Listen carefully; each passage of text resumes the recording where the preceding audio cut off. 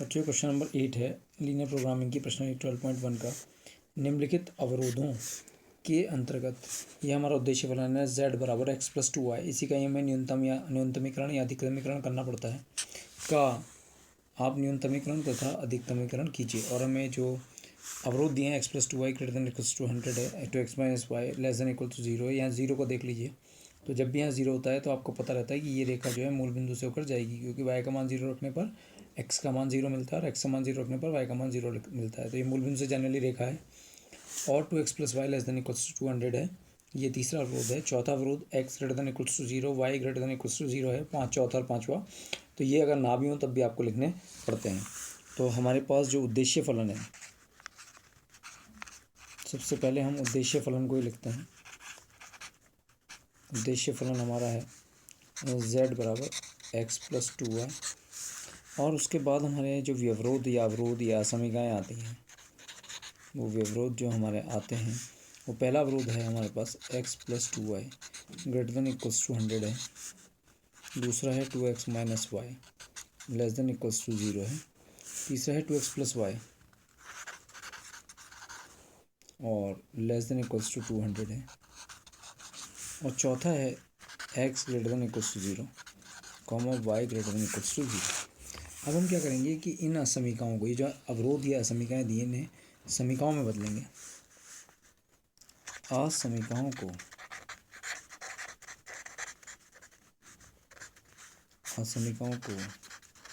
इनिक्विटीज़ को, जो इनिक्विटीज़ कहलाती हैं, ये को हम इक्वेशन से बदल देंगे।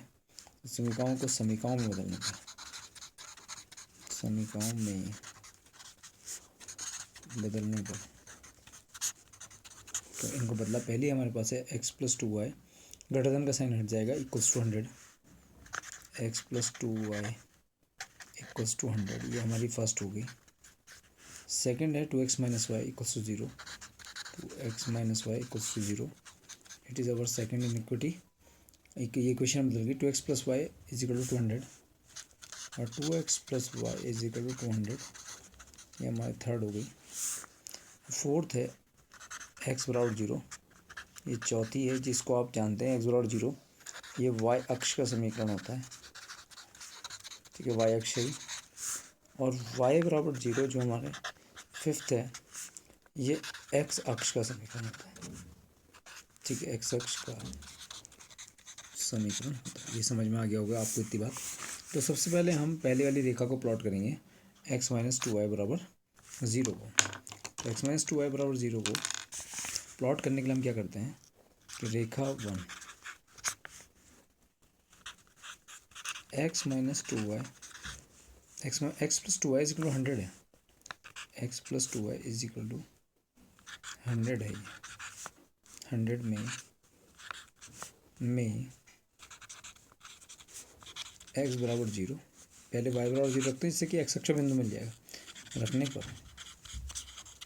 y बराबर 0 इसमें रखूँगा तो x बराबर 100 मिलेगा। रखने पर x बराबर 100 प्राप्त होता है। x बराबर 100 प्राप्त हो रहा है।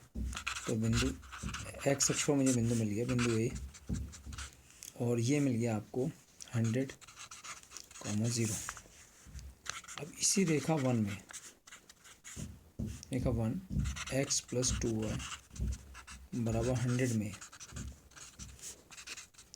अब हमने रख दिया x बराबर 0 रखने पर। तो x बराबर 0 रखने पर मुझे क्या मिल रहा है, 2y बराबर 100, x की जगह 0 रखूँगा तो 2y बराबर 100, y बराबर 50, y बराबर 50 प्राप्त होता है। ये y बराबर 50 प्राप्त हो गया। तो बिंदु P के निर्देशांक हो गए, बिंदु B के निर्देशांक हुए 0,50। तो अब यहाँ आप x अक्ष पर देख रहे हैं 100 चल रहा हूँ और y अक्ष पर 50 चल रहा हूँ। ठीक है, तो अब मुझे इसे प्लॉट करना है। और अगर हम रेखा 2 को भी देख लें तो रेखा 2 तो हमें ये तो पता ही कि मूल बिंदु से जा रही है। रेखा 2 हमारी कहाँ से जा रही है, मूल बिंदु से। तो रेखा 2 में, रेखा 2 2x माइनस वाई बराबर 0 में अगर मैं y का मान 100 रखता हूँ तो x का मान कितना मिलेगा, 50। y का मान 100 रखने पर x का मान कितना मिलेगा, 50। वाई में वाई बराबर 100 रखने पर, क्योंकि मूल बिंदु से जा ही रही है वो, रखने पर वाई का मान 100 रखता हूँ तो 2x माइनस 100 बराबर 0, तो x बराबर 50 रखने पर x बराबर 50 प्राप्त होता है। तो इसके लिए तो इतना ही बहुत ज़रूरी है, एक ही बिंदु। तो बिंदु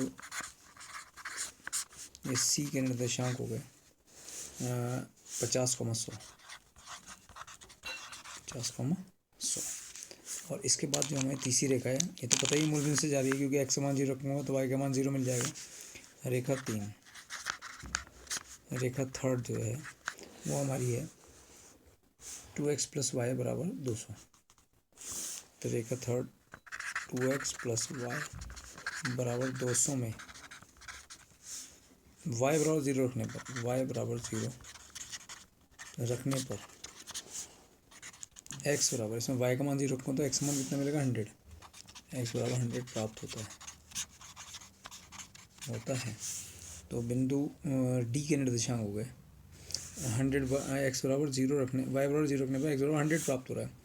x बराबर 0 रखने पर कितना प्राप्त हो रहा है 100। इसका मतलब हमारा पहला बिंदु भी तो a 100,0 आया था, तो इसका मतलब ये बिंदु, ये रेखा भी इसी बिंदु से जा रही है। तो बिंदु a 100,0, ये रेखा भी इसी बिंदु a 100,0 से जा रही है, जिससे पहली जा रही है उससे ही तीसरी भी जा रही है। रेखा 3 2x प्लस वाई बराबर 200 में x बराबर 0 रखने पर, अब इसमें x बराबर 0 रख दिया, तो x बराबर 0 अगर इसमें रखेंगे तो y का मान कितना मिलेगा 200, y बराबर 200 प्राप्त होता है। तो y बराबर 200 प्राप्त होने पर बिंदु क्या मिला, ठीक है 0,200। अब हम जरा एक चीज़ देखते हैं, ध्यान से देखिएगा मैं क्या देखना चाह रहा हूँ कि x अक्ष पर 100 चल रहा है, 0 50 100, यानी कि 0 50 100, 50 और 100 चल रहे हैं, 50 और 100 से ज़्यादा नहीं है। तो पैमाना मान लो 1 सेंटीमीटर 50 मानोगे तो चित्र छोटा बनेगा, तो 2 सेंटीमीटर पर 50 मान लो, 50 इकाई, 2 सेंटीमीटर पर 50 इकाई मान लेते हैं। तो ये मैंने 2 सेंटीमीटर पर बिंदु ले रखा है 50, फिर 2 पे, अगले 2 पे 4 पे कितना जाएगा 100, फिर और ये 2, फिर ये 4, ये 6 पे कितना हो जाएगा 150। और ऐसी तरह अगर हम लेंगे तो ये 2 सेंटीमीटर पर 50 और यहाँ पर 4 सेंटीमीटर पे 100, 6 सेंटीमीटर पे 150 और 8 सेंटीमीटर पे 200। वाई पे देख लो मैं चलना कितना, वाई पर 0 50 100 0 और 200, बिल्कुल सही है, 0 50 100 200। तो 0 50 100, ये मैंने इतने बड़े 2 सेंटीमीटर पे क्यों माना है, जिससे चित्र थोड़ा बड़ा दिखे, बड़ा दिखने की वजह से माने हैं, और कोई कारण नहीं है। तो पहला बिंदु हम पहली रेखा हम खींचने जा रहे हैं, इसको मैंने ब्राउन से बनाया है। तो पहला बिंदु a 100,0 है, तो पहला बिंदु a, इसको आप ध्यान से देख रहे होंगे, ये है a बिंदु 100,0, ये बिंदु a, और बिंदु b जो है हमारा, बिंदु b जो है वो है 0,50। तो बिंदु b ये हो गया y अक्ष पर बिंदु b 0,50। ए और बी, इसको ध्यान से देखिए आप, मिलाइए, तो स्केल से मिलाएंगे, मैं तो अपना ऐसे मिला रहा हूँ, आप स्केल से मिलाइएगा जिससे कि बिल्कुल रेखा स्ट्रेट आए, और दोनों ओर तीर का निशान जरूर लगाइएगा कि ये दोनों ओर आगे कोई बढ़ सकती है, ठीक है। ये आपकी रेखा आ गई x प्लस 2y बराबर 100, यहाँ पर लिख भी दीजिए x प्लस 2y बराबर 100 आ गई। अब इसके बाद दूसरी रेखा जो हमारी मूल बिंदु से जा रही है और बिंदु 50,100 से जा रही है, वो रेड से हमने बना रखी है, बिंदु C 50,100 और मूल बिंदु से जा रही है। तो मूल बिंदु ये 0,0 से जा रही है और यहाँ जा रही है 50,100 से। तो 50,100 बिंदु, यहाँ से हमने एक लंब उठा दिया,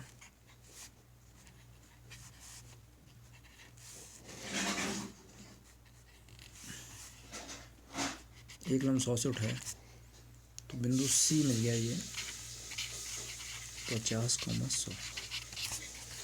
इस रेखा को अगर आप देखेंगे, उस रेखा मूल बिंदु से जा रही है और बिंदु C ये 50,100, ध्यान से देखिए, ये रेखा जा रही है और ये दूसरी रेखा हमारी हो गई। मेरी तो कर्व जैसी लग रही है, लेकिन स्ट्रेट आप उससे खींचेगा स्केल से तो 2x माइनस वाई बराबर 0। तो इस रेखा को हमने नाम दे दिया 2x माइनस वाई बराबर 0। ठीक है, चित्र को थोड़ा बड़ा बनाने के लिए हमने ये 2 सेंटीमीटर पर लिए हैं। और तीसरी रेखा जो हमने इस कलर से लिया है वो है 2x प्लस वाई बराबर 200। तो इसके लिए बिंदु 100,0, तो ये पहले से ये बिंदु 100,0 ए है, और दूसरा बिंदु है 0,200। तो 0,200 बिंदु आप देखिए ये बिंदु है, और इस बिंदु का नाम भी हम रख लेते हैं। हमने ए बी सी बिंदु हो गई, ये इस बिंदु का नाम डी रख दिया हमने। तो डी बिंदु को हमने ले लिया 0,200, डी बिंदु हो गया ये, और 0,200 ए से डी को मिला दिया। वाह, ध्यान से देखिए, ये बिंदु हमारा डी है और ये बिंदु हमारा ए है। तो यहाँ हम इस डी बिंदु को किससे मिलाने जा रहे हैं? ए बिंदु से मिलाने जा रहे हैं। अरे ये तो सी पे काट दिया इसने, तो इसका मतलब सी से होकर जाएगी ये। अभी चेक कर लेंगे, प्रतिच्छेद बिंदु चेक कर लेंगे। तो ये हमें क्या पता चला, रेखा 2 का और इस रेखा 3 का, 2 और 3 है ना ये। तो ये है 2x प्लस वाई बराबर 200, 2x प्लस वाई बराबर 200। ठीक है, तो 2 और 3 का प्रतिच्छेद बिंदु सी हो गया। चेक कर लेते हैं 50,100 आ रहा है नहीं आ रहा। तो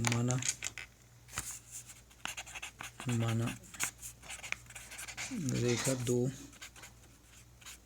तथा 3 का प्रतिच्छेद बिंदु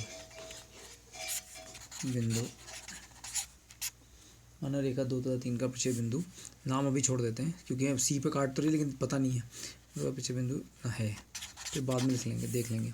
तो 2 हमारे पास है 2x माइनस वाई बराबर 0, 2x माइनस वाई बराबर 0, ये नंबर 2 है। और इसके नीचे 3 लिखेंगे, 2x प्लस वाई बराबर 200, 2x प्लस वाई बराबर 200, ये हमारी 3 है। यहाँ पर अगर आप देख रहे हैं क्योंकि y का मान जो है एक पॉजिटिव है और एक नेगेटिव है, तो जोड़ने पर ऑन एडिंग 4x = 200, x = 50 आ गया। तो x का मान तो 50 आ गया। इसका मतलब हम सही दिशा में बढ़ रहे हैं, बिल्कुल सही काटा है उसने। और इस x बराबर 50 रख दीजिए 1 में, फ्रॉम इक्वेशन नंबर 2 में रखा। तो 2x माइनस वाई बराबर 0, 2x माइनस वाई बराबर 0, तो 2 गुणा 50 माइनस वाई बराबर 0, 100 माइनस वाई बराबर 0, तो y बराबर 100 आ गया। इसका मतलब बिल्कुल सही हमारा वो बिंदु बिल्कुल सही काटा है, जबकि हम इसे ग्राफ पर नहीं बना रहे तब भी 50,100 पर ही काट रही हैं। तो फिर हमने उसको चेंज कर लेते हैं। माना रेखा 2 तथा 3 का प्रतिच्छेद बिंदु सी है, और प्रतिच्छेद बिंदु सी आ गया, बिंदु सी के निर्देशांक आ गए 50,100, 50 और 100। प्रतिच्छेद बिंदु सी के निर्देशांक आ गए 50,100। अब तो कुछ भी नहीं चेक करना, अवरोध चेक, इनका क्षेत्र चेक करना है इन रेखाओं का। ठीक है, तो सबसे पहले हमारे पहला अवरोध जो है x plus 2y greater than equals to 100। तो अवरोध यहाँ हम ध्यान से देखिए, अवरोध x plus 2y greater than equals to 100 में x plus 2y greater than equals to 100 वाली रेखा ये है। तो इसके नीचे हम 50,0 को भी ले सकते हैं, लेकिन हम किसको लेते हैं? अधिकतर मूल बिंदु 0,0 को लेते हैं। तो में x बराबर 0 तथा y बराबर 0 रखने पर मूल बिंदु रख दिया इसमें हमने 0 plus 0 greater than equals to 100, तो 0 ग्रेटर देन इक्वल्स टू 100। तो ये तो असत्य हो गया, जो असत्य, इसलिए रेखा x प्लस 2y बराबर 100 का क्षेत्र रेखा पर कहाँ होगा? मूल बिंदु की ओर होगा? बिल्कुल भी नहीं होगा, क्योंकि असत्य आ गया। रेखा पर ऊपर की ओर होगा, ऊपर की ओर होगा, अर्थात मूल बिंदु 0,0 की ओर नहीं होगा। नहीं होगा, तो ये वहाँ बिल्कुल भी नहीं होगा, मतलब इसका क्षेत्र 0,0 की ओर नहीं है। तो कहाँ है, तो इसका क्षेत्र कहाँ है, ऊपर की ओर है। ठीक है,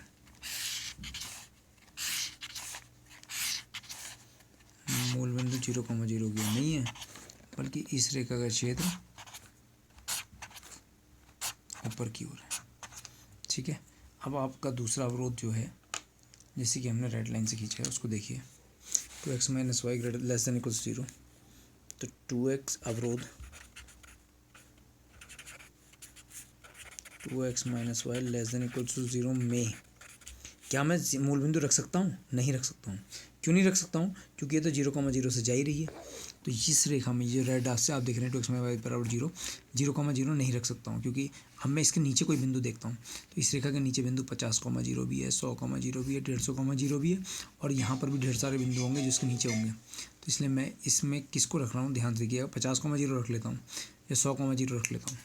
तो मैं x बराबर 50 तथा y बराबर 0 रखने पर, तो x मान 50 रखा था, 50 दूनी 100, y की वैल्यू 0 लेस देन 0, तो 100 लेस देन इक्वल्स टू 0। क्या 100 0 से छोटा होता है, या 100 0 के बराबर होता है? या कह रहा हूँ 100 ना तो 0 के बराबर होता है, ना 100 0 से छोटा होता है। तो ये भी क्या हो गया, जो असत्य है। तो क्या हुआ, ध्यान से देखिए चित्र में। तो ये जो रेड वाली लाइन दे रही है, इसका क्षेत्र 50,0 की ओर नहीं है, इधर नहीं है, बल्कि रेखा पर कहाँ होगा, ऊपर की ओर होगा। ठीक है, तो अतः रेखा 2x - y बराबर 0 का क्षेत्र रेखा पर ऊपर की ओर होगा, ऊपर की ओर होगा, अर्थात बिंदु 50,0 की ओर नहीं होगा। ठीक है, तो इसका क्षेत्र बना देते हैं हम। चलिए रेखा का क्षेत्र ध्यान से देखिए। चलिए क्षेत्र, रेखा का क्षेत्र कहाँ होगा, यहाँ ऊपर की ओर होगा।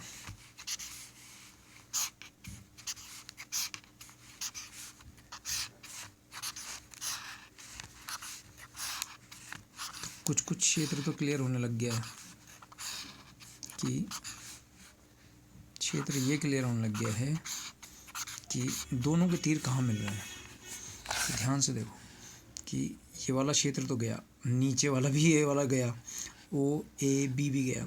अब बचा कौन सा है, बी सी और ए बी सी वाला क्षेत्र लग रहा है मुझे। ठीक है, सी ए और बी, और इसमें भी नहीं जा रहा है। अच्छा, इस रेड वाली रेखा ने इसको भी तो काटा है, क्या कहते हैं, ए बी रेखा को। ए बी का मतलब पहली वाली ए बी, और ये बिंदु कौन सा था हमारा, डी, इसको भी तो काटा। ये प्रक्षेप बिंदु हमने नहीं निकाला है, तो इस प्रक्षेप बिंदु को एम लिख लेंगे, इसको भी निकालना पड़ेगा अभी, क्योंकि बी एम सी और ये बिंदु हमारा था डी। ये बिंदु कौन सा था हमारा, D, B M C D. ठीक है, तो इसको अभी निकालते हैं, पहले इसका क्षेत्र देख लेते हैं। तो अब हमारे पास जो रेखा है वो बच गई है, तीसरी वाली। तो अवरोध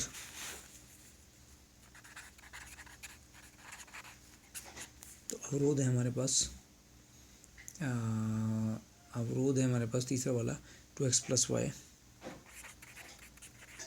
लेस देन इक्वल्स 200 में x बराबर 0 तथा y बराबर 0 रखने पर, तो इसमें 0 + 0 लेस देन इक्वल टू 200, तो 0 लेस देन इक्वल्स टू 200।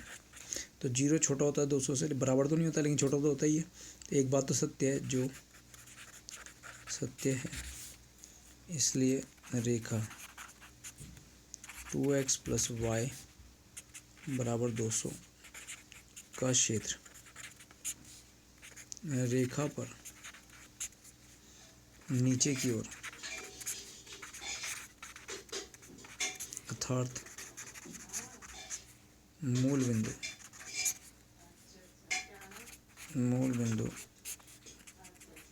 0,0 की ओर होगा, 0,0 की ओर होगा। ठीक है, इसका क्षेत्र देख लीजिए आप इस वाली रेखा का। ठीक है, तो ये क्षेत्र कहाँ आ गया, मूल बिंदु 0,0 की।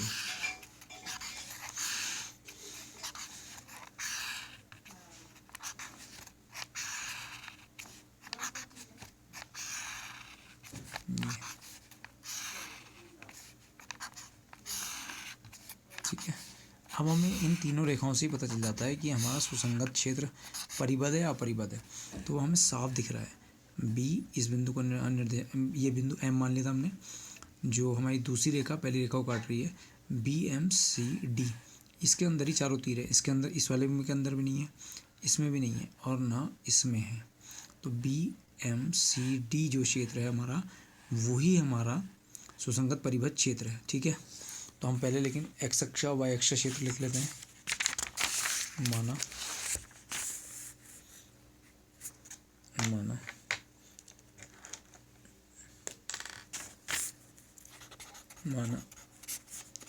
x बराबर 0 अर्थात y, माना क्यों आएगा, मानिए y अक्ष का क्षेत्र, माना x बराबर 0 नहीं, x बराबर 0 था, y अक्ष का क्षेत्र y अक्ष पर प्रथम चतुर्थांश में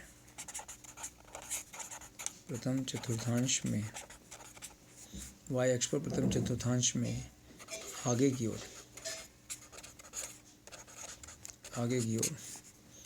अर्थात दाईं ओर होगा।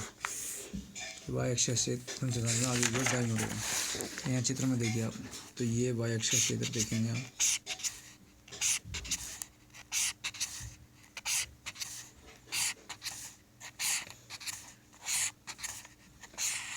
ठीक है। और अब हमारा लास्ट रह गया है, वो क्षेत्र है हमारा किसका, एक्स अक्ष का। तो इसको देखिए आप, y बराबर 0 अर्थात एक्स अक्ष का क्षेत्र, एक्स अक्ष का क्षेत्र एक्स अक्ष पर प्रथम चतुर्थांश में ऊपर की ओर होगा। ठीक है, तो इसको आप देखिए एक्स अक्ष क्षेत्र, ये हमारा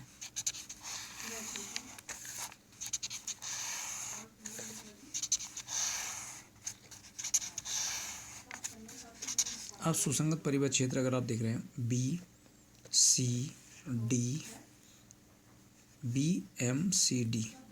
क्योंकि इसमें भी देखिए आप कौन से कलर के नहीं हैं, इसमें ब्राउन कलर वाले नीचे की ओर नहीं है, इसमें भी ब्राउन कलर वाले नीचे की ओर नहीं है, इसमें कौन सा कलर नहीं है, ध्यान से देखो, इसमें रेड कलर वाला नहीं है, तो इसलिए सुसंगत परिबद्ध क्षेत्र तो BMCD आ गया। अतः सुसंगत परिबद्ध क्षेत्र BMCD है। अतः सुसंगत परिबद्ध क्षेत्र BMCD है। लेकिन अभी हम एक चीज़ भूल गए इसमें, तो उस पर 6 बिंदु भूल गए थे ना, रेखा 2 और 3 का तो हमने लिख लिया था। अब हम कर लेंगे रेखा 1 तथा 2 का। रेखा 1 कौन सी थी हमारी, ये ब्राउन वाली AB, और ये रेड वाली जिसका पीछे बिंदु M है। माना रेखा 1 तथा 2 का, ये पहले ही करना है, 2 का प्रतिच्छेद बिंदु M है, प्रतिच्छेद बिंदु M है, और इस M को हमें निकालना पड़ेगा। तो 1 और 2, तो 1 हमारे पास कितनी है, x + 2y बराबर 100 है, x + 2y बराबर 100 है। चलिए दूसरी है 2x माइनस वाई बराबर 0 है। ठीक है, अब देखो यहाँ से y की वैल्यू 2x है, तो y की वैल्यू 2x इसमें रख दो, किसमें, एक में, फ्रॉम 1 and 2, दोनों तरीके से हल कर सकते हैं। तो y की वैल्यू अगर 2x इसमें रखेंगे तो x प्लस, और y की वैल्यू 2x कहाँ से निकाली, y की वैल्यू हमने सेकंड इक्वेशन से, तो 2x इसमें रखा है 4x बराबर 100, तो 5x बराबर 100, 5x बराबर 100, तो कितना आ गया, x बराबर 20 आ गया, x की वैल्यू 20 आ गई। अब x की वैल्यू 20 जो है वो आप इक्वेशन नंबर सेकंड में रख दीजिए, from equation number second 2x minus y बराबर 0, तो x की वैल्यू 20 आ गई, तो 20 दूनी कितना हो गया 40, 40 माइनस वाई बराबर 0, तो वाई बराबर 40। तो बिंदु m के निर्देशांक आ गए, बिंदु जिसको हमने प्रक्षेप बिंदु m माना है, m के निर्देशांक आ गए 20,40, तो प्रक्षेप बिंदु m आ गया, बिंदु m के निर्देशांक आ गए 20,40। तो ये जो m के निर्देशांक हैं इसको भी अगर आप लिख लें 20,40, ये पहले ही निकालना था, मैं जहाँ प्रक्षेप बिंदु हमने c निकाला था ना, तो वहीं पर ही आप इसको पहले भी निकाल लीजिएगा 20,40 को, इसको ध्यान रखिएगा इस बात का। ठीक है, अब हम अपना कोणीय बिंदु में पता चल गया, हमारा सुसंगत परिबद्ध क्षेत्र है BMCD, तो कोणीय बिंदु क्या होगा, BMC और D, तो सुसंगत परिबद्ध क्षेत्र BMCD, तो कोणीय बिंदु और उद्देश्य फलन और मान, कोणीय बिंदु होगा B M C और D, तो BMCD, तो B के निर्देशांक देखिए, B के निर्देशांक है 0,50 और M के 20,40, C के 50,100, तो 0,50 20,40 और ये 50,100, और D के जो है वो देखिए आप, बिंदु D के 0,200 है, 0,200, और Z की वैल्यू जो आपकी है वो x+2 है, Z है हमारे पास x+2 है, तो इसमें आपने 0,50 इसमें रखा, तो Z बराबर 0+100, तो यहाँ 100 आ गया, और यहाँ Z का मान M पर 20 + 80 100 आ गया, और ये दोनों मान बराबर आ गए, और C की वैल्यू 50,100 है, तो Z की वैल्यू देखो 50 + 200, 100 दूनी 200, तो यानी कि 250, और D का मान 0,200, तो Z बराबर 0 + 200 दूनी 400, 200 दूनी 400, तो कितना आ गया 400, तो यहाँ 400, तो ये हो गया अधिकतम मान, Z का अधिकतम मान 400 आ गया बिंदु D 0,200 पर, और न्यूनतम मान 2 आ गए, 100 पर भी न्यूनतम है और 100 पर भी, यहाँ पर भी न्यूनतम है, तो ये बिंदु किस किस पर हैं, B और M पर, B और M के प्रत्येक बिंदु पर, तो हमने उसको अभी तक वो नहीं करा है क्या, BMCD को अभी तक हमने रेखांकित नहीं करा है, शेडेड नहीं करा है।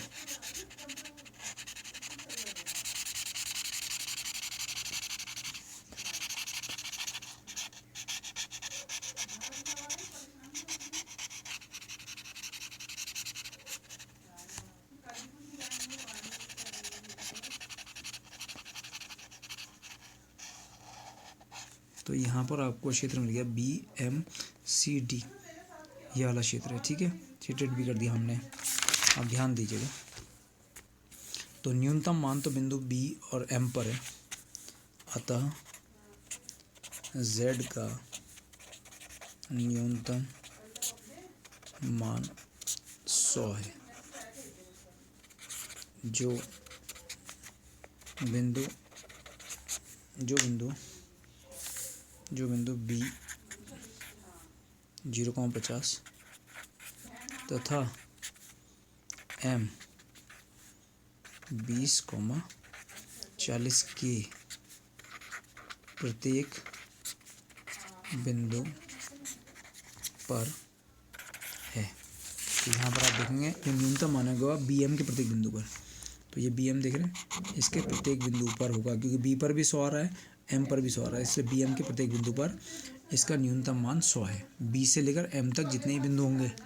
नेक्स्ट देखो, अधिकतम मान z का बिंदु 0,200 पर 400 है। अतः बिंदु d 0,200 पर z का अधिकतम मान 400 है। तो z का अधिकतम मान कितना है? ठीक है, 400 है। अतः अधिकतम मान के लिए जो 400 है अधिकतम मान के लिए, x की वैल्यू 0 है, y की वैल्यू 200 है। x बराबर 0 तथा y बराबर 200 है और न्यूनतम मान के लिए, अतः न्यूनतम मान के लिए अब तो 200 दोनों है। ठीक है, तो 0, किस पर है, तो न्यूनतम मान के लिए तो लिखने की ज़रूरत ही नहीं, क्योंकि वो तो ये यहाँ तो एक ही बिंदु पर है x और 0, लेकिन न्यूनतम तो 100 पर है। तो यानी कि b और m के प्रत्येक बिंदु पर ये घटित हो रहा है।